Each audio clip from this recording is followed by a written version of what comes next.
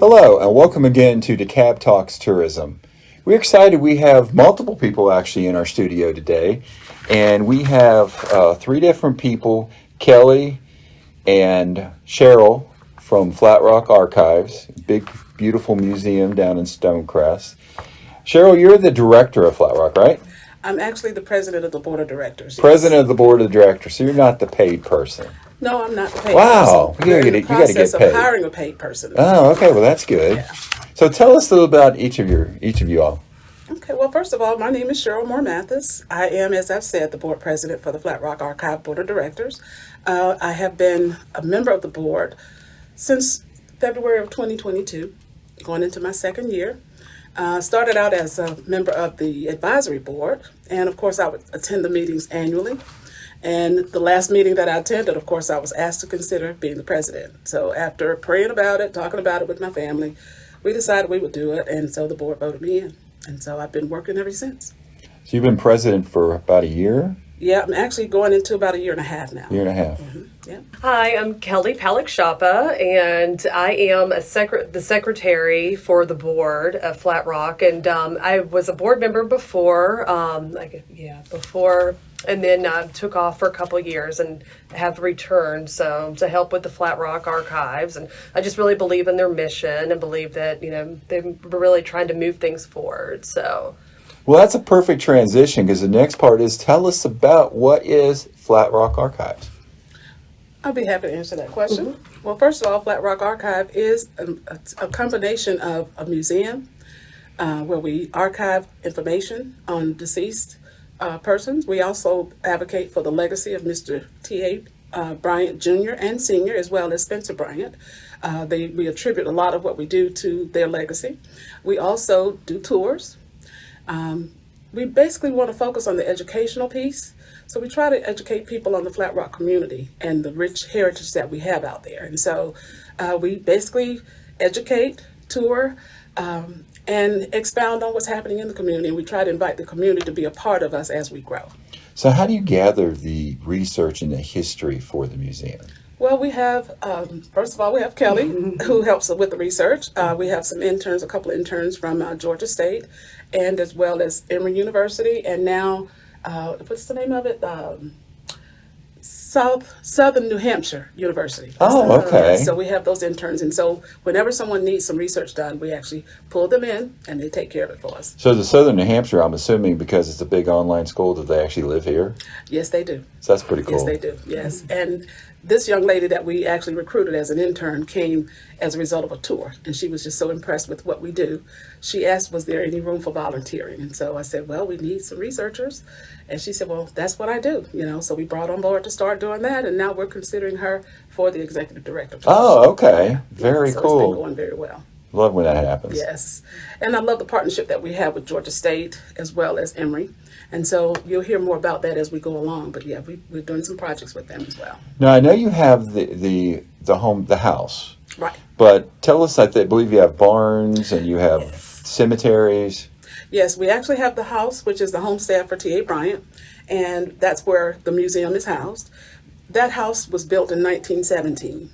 And so it's over 100 years old, and we have a barn that's there. We just recently had the barn cleaned out, so we're getting ready to stabilize and restore that barn, and that will be added as another exhibit that coincides with the museum itself. So will you be able to do like events in the barn, or is it going to be just pure like museum exhibits? No, it's going to be events and everything. I mean, we've been approached by several people about weddings and family reunions and different things, and so I feel like the barn would be a perfect place to not only house that event, but everything that's around it and what we're trying to do will certainly advocate for that, because the landscape is going to be appropriate for a wedding, but it'll also be appropriate for a family reunion and any type of family gathering that we would have out Yeah, because you have a lot of space around the barn, around the house, and family reunions. I mean, DeKalb is the family reunion capital of the South, so family reunions are huge for us. So that'll be a great new addition to have for the family reunion market. And thank you all for training us, because we went through to the family reunion training that Penny helped too. So that has helped us a lot. And so we're actually doing things in the background, but you'll hear about it as it starts to happen. So we've just cleaned out the barn. It's been full of stuff for about 15 or 20 years. So we had that cleaned out. We were able to find more artifacts that were in at the very bottom. Things like the horse harness, cowbell, things like that were there 100 years ago. We should have brought, there's these guys that ride around going to barns and warehouses and stuff and buy stuff on a TV show. Yes, they do. That would have actually been very cool to have them and have that national publicity of a show being aired there when you were cleaning out the barn. Yeah. That's not too late, though. That sounds like a good idea. We did collect the artifacts. They're called pickers or something. Yes, like American That's Pickers. it, American Pickers. Yep. So we're not going to rule it out. You could get me on TV and make some money, You On never the know. History Channel. Yep. Yeah. which is even perfect for Right. the whole Yeah. thing. No, the History Thanks Channel. for that idea. I appreciate that because we certainly would look into it. So tell us, I believe you have 2 cemeteries? Yeah, we manage one and we own the other. And so the managed one is behind a church. It's like behind the oldest church in DeKalb County. And so that's where Mr. T.A. Bryant and Mr. Spencer Bryant and those are buried. So we use that as one of the tour locations. We have 4 locations. The museum, of course, the historic Flat Rock Historic Cemetery, for which we own. And we have Muskogee Creek Indians buried there, Cherokee Indians, as well as slaves, and some family members related to the family in I think it's the Bryant family and the Waits family that are over there buried as well. So Yeah. we've had goats over there eating up the kudzu and vegetation. Yeah. So it's been an experience. Well, that's good, though. Yeah. That's I mean, the ticks love sustainable. me. Yeah, It's yeah, sustainable. no, which is pretty Yeah. awesome. So it was Yeah. very overgrown. It's been overgrown for about 20 years, and so we're trying to keep the brush from coming back so thickly. Yeah. So I'm getting way off kilter here, but I mean, you're also looking at getting honeybees. yeah, Well, that's part of our plan because we are going to start, not immediately, but we're going to be working on having an urban garden, a butterfly, worm garden, all of that stuff. When Yeah. we finish Very getting cool. the archive with the renovations that we're making to the archive right now. so that's something. Yeah, so that's in the making. Then you'd use the land. So Yeah. that's actually a And good we're idea. actually about to clear some more land that we own out there so that we can expound on what we're talking about. Flat Rock honey. Yes. Yeah. Flat Rock Honey. There you go. I was approached by someone that wants to name some wine or some spirits after the Flat Rock community. Well, I guess it's that vineyards in It's a dis- Stonecrest. Well, that's who we would want to partner with, of course. But this person that contacted us was talking about a distillery. And so I can't, in my good conscience, we're 2 miles down the road from the winery. So I prefer we, partner with them. Yeah, at some work point. together with who's in the city. Exactly. And what's Yeah. great is, they used to make moonshine in the area and sell it. So that. Oh, that's actually- what we need. So we're bringing back some of that old culture. Yeah. that we Yeah, had Gatlinburg's got Yeah. those moonshine places everywhere. Yeah. That's what Yeah, we need but to that's bring in. literally how, they were making money back in the day. Yep. And so we're going to try to continue that legacy because that's what Mr. T.A. Bryant and those did as well Yeah. back in the day. So, yeah. We have a beer trail. We could do a moonshine. Oh, yeah, That's you a could good add idea. that on there. We just got to That'd sit be down and fun. talk because you got some great ideas. That So, would be yeah. very cool. Yeah.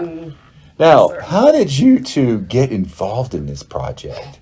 And to have so many cool things that you're working with. Well, for me, what was it, 15 years ago, I was a student at Georgia State University in Dr. Glover's class studying anthropology and archaeology and ended up doing my summer project where we mapped out the historical cemetery. So it was taking GIS technology and actually just taking, a stick and measuring a lot of different points all throughout the big cemetery. So There you go. Yes, here we go. And so, this is, our project here. Now, and we were, Kelly, this one has, 119 sites on it, but you've identified yes. 189. Well, I think it might have 119 names, and we've got I think well over 200 people that have been identified through records or their names on a grave. But most of the graves out in our historical cemetery are just field stones.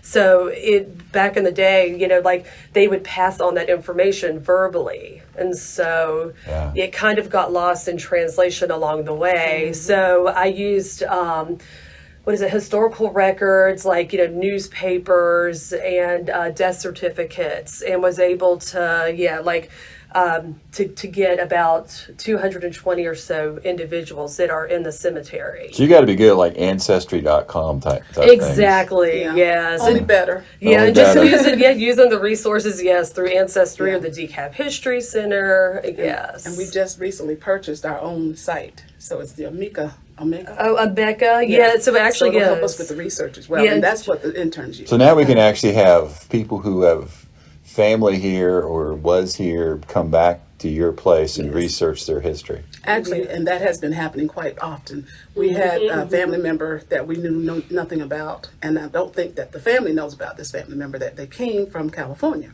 Wow. And she brought her daughters, and turns out when we took her in as a tour, we took her into one of the rooms, and she recognized a lot of the ancestors, a lot of the trustees that were part of her family. Then she gave us the history of her family and how they separated. And it's just, just great information has been coming from these people. So what we do is we get all the information we can from them, and we turn it over to the interns, and then they're now helping us be able to unite those families together. And actually, Georgia State, again, working with Dr. Glover, Georgia State University, Yes. they were actually the ones that created the Emeka site where we're able to house all this information. And so now we have our own Yeah, rights so it's and everything. in So- its infancy, but Yeah, yes, yeah. we're going to continue adding. And so one of the things that we want to do in the archive is set up an archival room where if anyone wants to come and they sit down at the computer and do their own research to find their family members. And if they're located in that cemetery, we'll definitely be able to take them on the tour to show them where they're Yeah, located. which Whether is they're- So that's a cool new market Yes, it is. for you all. and it's developing more and more. We're, like she said, in our infancy stages, but I'm excited about where we're going and how we're taking this archive to a whole new level. We can hear your passion. So how did you get to have this passion? What brought Well, you here? I didn't know I had it. I'm gonna be honest with you. I didn't. I mean, it kind of. I think it's like an assignment that was given. I went to one of my board meetings as advisory board member. The board members asked if I would consider being the president. So here I am, and the vision is just so. It's so vivid in terms of what we can do and the capacity of how we can get things done and educate the community about their heritage, about their history, to help them even develop themselves, because I feel like if they don't know where they come from, then it's not going to help them in terms of determining where they're going. So this will Right. help them pave some type of pathway. But yeah, I got involved as a member of the board for the advisory board. And I actually served on the Arabia Mountain Heritage Alliance board for 24 years. And I couldn't do both. Right. So I had to step down from there to take over for the archive. And like I said, I've just grown to love it. And, I've always been involved in the education arena. So it just helps me to be able to help the community, not only with what I've learned, because I'm learning a lot. I mean, I just learned when I went to Pine Mountain, Georgia, that all graves, most of them face the east. And they said the reason for that is when the Lord comes back, he's coming from the east. So the dead in Christ will rise first. So they're facing the way he'll be coming. So That's interesting. Yeah, I didn't heard that. I'd never heard it either. But yeah, I learned that in a class that I took. So I've been learning a lot and taking my knowledge and my experience, my life experiences, my educational experiences to help grow this organization. So what did you do before you became board member, president? What? Well, by profession, I am a mortgage broker and loan officer. Okay. Okay, so I'm in the real estate arena, but also in the finance business as well. So I've done that most of my life, and I'm not going to tell you my age, but I started back in the late 70s. Man, real estate in Atlanta. Man, Yes. it's It's definitely awesome. booming here. Yeah, it's definitely booming, and it actually has paid the bills for me for sure. Yeah, and I love it. I've done it for more than 20 years, just back and forth, but that's my passion. So I'm now trying to juggle my life with the archive and the real estate. So it's helped in that, now I'm using my real estate experience to help develop and grow this archive, the property itself. And so the sky's the limit for what we can do. I just want to know next year, will we look the same way? I don't think so, because our vision is so great. This place is going to be awesome. Well, that's a perfect lead in again. Okay. So where do you see Flat Rock a year from now Wow. or 10 years from now? I see Flat Rock booming. I see us having an overload and doing several tours during the course of a day. Right now, the month of February is our biggest month, but we do tours all year long. I just see those tours increasing. We're having our interns be a part of that and helping conduct some of these tours. So I'd love to be able to get to a point in a year from now that we're doing 4 and 5 tours a day. So tell our guests why February is such a big month. Well, February is a big month because, first of all, the Flat Rock Archive it's in the Flat Rock community, and we cater to the African American community. And so we have a lot of history there. Not only African Americans, but we have, some Caucasian history as well in Flat Rock. And so people come to find out about the history. So we conduct those tours, and it's our busiest month. And so we celebrate Black History Month. especially in January, February, March. Those are our busiest times. And so people just from all over the world. I mean, we've done tours with people from Switzerland, Germany, London, England. I mean, we've got friends now across the way. And so they stay in touch with us. They communicate with us, by email and what have you, just to see what's going on. They see the vision and they're supporting us from a distance. So if you throw in January, February, March, tying in the Black History Month of February, but making it pre and post. Right. And then going into the family reunion market, which is summer. Yes. So you got half the year already covered. Exactly. So that's pretty good. Yes. And if we do it right, it's going to be great. It really is. So what type of events do you have going on there? Well, we haven't actually done very many events this year because we have been focusing on repairing and stabilizing and things like that. So we did do an event in January with the East Suburban chapter of Jack and Jill. We had over 150 kids from the ages of 2 to 17 and their parents. So it was a big event. It was an all-day event. And we met new friends. We got into partnerships. So they've turned us on to other organizations that have reached out. But for the most part, we have had families that will come, they'll picnic on the grounds or something like that, but they'll come and do the tour first. And then we show them around, and most of them come back. And some of them are still planning to come back and be a part. So we formed now what we call the Friends of the Flat Rock Archive Museum. And so some of these people volunteer to help us out in that regard. And so we're trying to expound on growing that organization as well. So we have members, but we're trying to find someone that's the perfect fit to be overseeing that whole project itself. And so one of the things that we want to do once we finish stabilizing the barn, of course, that's when we'll open up to have the weddings and the family reunions and what have you. So my plan is, if things go the way we hope that they will go, we'll have all that ready by the first of the year. And Sounds good. Yeah, so we're just only doing tours right now. We actually aren't planning any events until after we get all the construction taken care of. Now, do you all work a lot with the Davidson Arabia Mountain Center, the county park and visitor center and Well, we trails? work with Robbie, who's the ranger at Arabia. Yeah, so we definitely partner with him. And there were, events that they may have, they'll send people over for tours with us and vice versa. I think Robbie's the rock star of. He is. He's such a nice gentleman. He's He actually really on is. several brochure or He's magazines a that we jewel have. to our area, to our community. Yes, Yeah, most he certainly. is. But I'm a 30-year resident, 30-plus year resident in Stonecrest. And so I've seen when we had nothing, and it was Yeah. just all rural, and seeing it grow.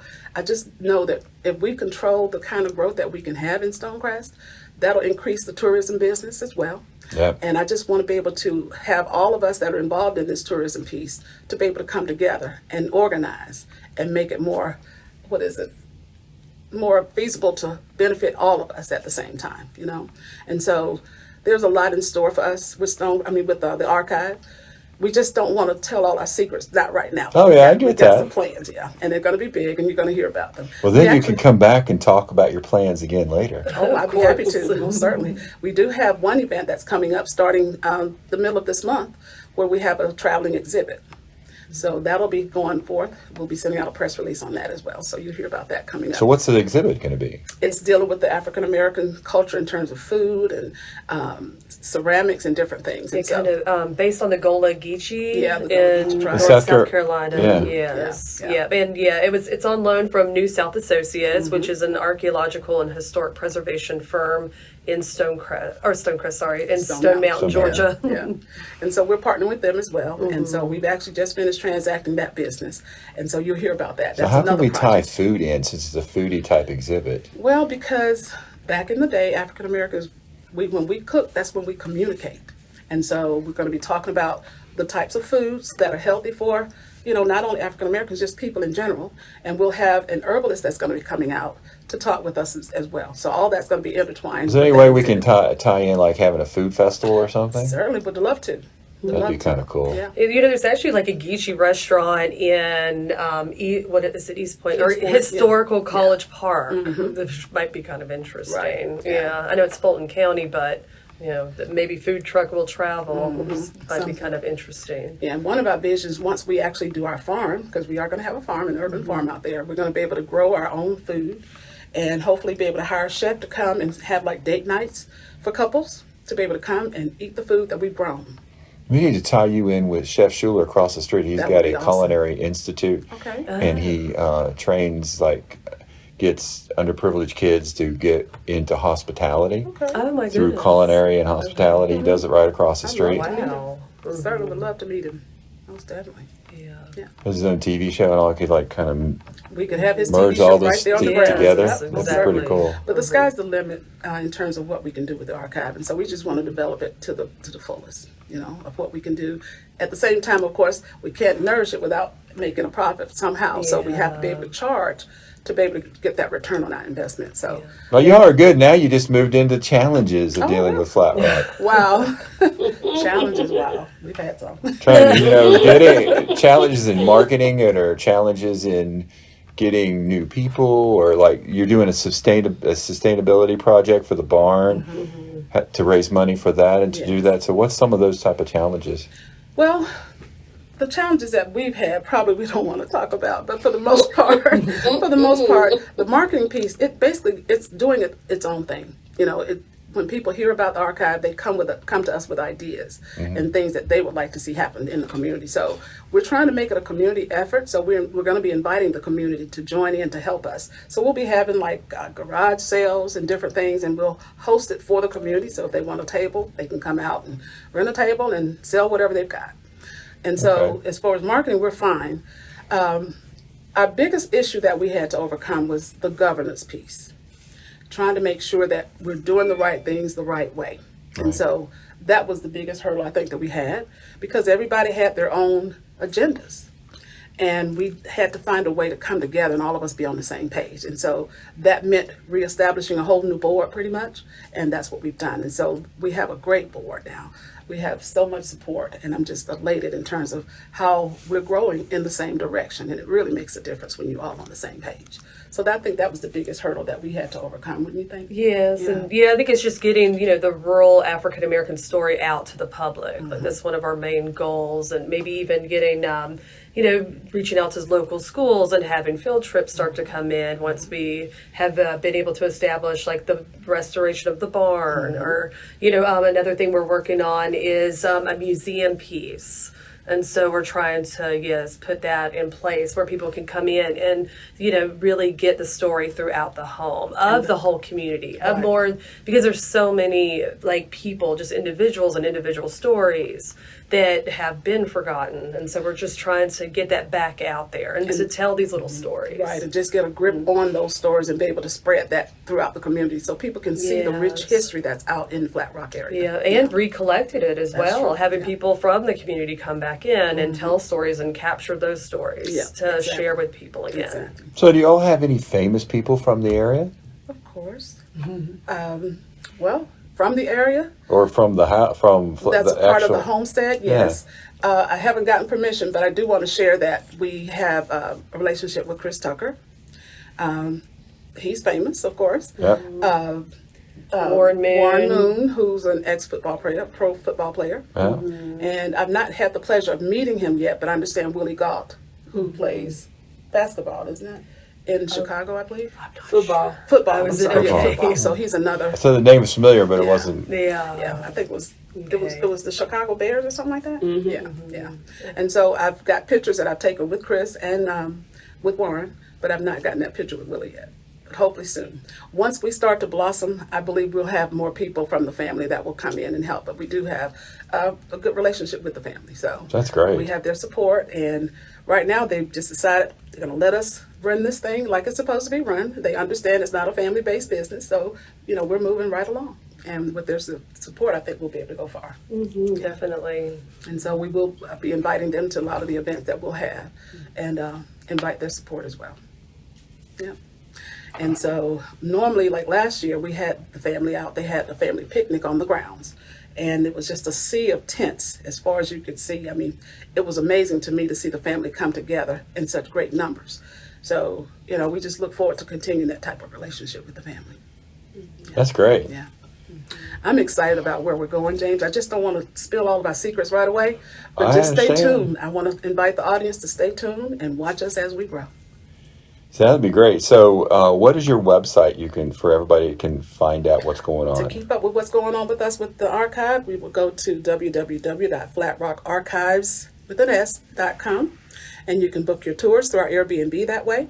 But you can also do a lot of research on the history and some of the information that we already have on there, which we interchange that, on a monthly basis, thanks to Dina. But Kelly has also developed this program. It's a curricular type program. You want to tell me Yeah, where about you that? could, you can never, or actually, you could do a virtual field trip. And so this was developed through DeKalb County, or with the help of DeKalb County. Lorraine Cochran that was Oh, yeah, Lorraine Commissioner. helped with, yes. And I So must say that, DeKalb County has been a great partner to us. Yes. They've supported us even with funding. So that's how Yeah. we're able to conduct this stabilization project through the help of DeKalb County. So Yeah. I want to thank, again, a big shout out to our CEO, Mr. Michael Thurman, and the commissioners for voting to give us that money. So we certainly thank them. And so they'll see the fruit from the labor of what they developed or invested in the archive. That's what I should say. I believe, weren't you asked to be on the anniversary? The bicentennial, what is it, bicentennial Yeah, committee? the Yes. yeah. Yes, I have been. So I'm waiting for them to get started. Yeah. But now they're doing things now, but the CEO, I guess, had something special he wanted me to work on with that committee, so. That's nice. That's Yeah, that's I'm honor. looking forward to it. I did speak with his assistant, so she says, Ms. Mathis, they're putting it together, so we'll be calling you soon. So yeah, I'm looking forward to that. I'm actually enjoying the partnership that we have overall with DeKalb County. And I also want to add too that we have an exhibit down at the DeKalb History Center. Oh, yeah. What is a 3-room exhibit down there? So Yes. we want to invite the audience to take a look, go to the DeKalb History Center and take a look at our exhibits and our artifacts that we have there as well. Oh, that's nice. I didn't know about that. Oh yeah, it's Yeah. been there since right before COVID, I believe. Right? Yeah, yes. And so we got a letter and Yeah. an email.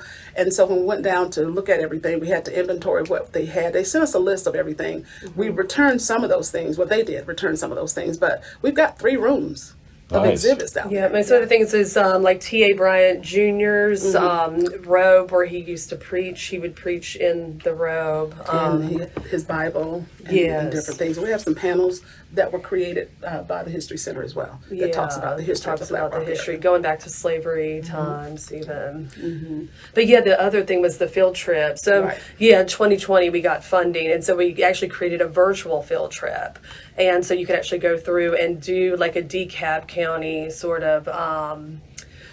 Field trip explaining about slavery. It goes through, I think, Is it like a scavenger hunt and things like that too? yeah, and you can actually watch videos. By what is it, Flat Rock? We created videos. We can actually listen to like little stories and historical stories. And we recently created, thanks to Kelly, our own geocaching. Oh, Yes. Perfect. Yes. That still is a And big it's so thing. much Yeah. fun. It's so much fun. oh, it's such a cute one too. Yeah. So yeah, if you're a geocacher, search for the Flat Rock Archives geocache and come visit us as well there. Yeah. And it's working very well. I'm excited about that as well as some other things that you'll hear about soon. So No, just stay tuned. you got to come back because I mean I I keep would have getting to come back. stuff coming I know up there's soon. A lot. Yes, it's a lot. It really is. But we don't want to give away all of our secrets because we want to surprise the community because I know they're going to be excited about what we're doing, not only to enhance the community, but expound on the educational piece to tell about the history of the Flat Rock community. And I tell you, there's a lot of history out there. Yeah, a lot of yes, history. yep. And so as these interns research and get information to us, I mean, I just get excited about, okay, how we're going to put this out there? How we're going to let the people know about this? Right. So we're trying to focus on having different events to expound on these things. So the first one will be the traveling exhibit that we have, and that'll go through the end of this year that we partner with New South. And so, So that'd be nice. yeah, they've loaned us the exhibits, and we're going to publicize that, and that'll start the middle of this month. I do like the story about Eli and his the one he tells about his family.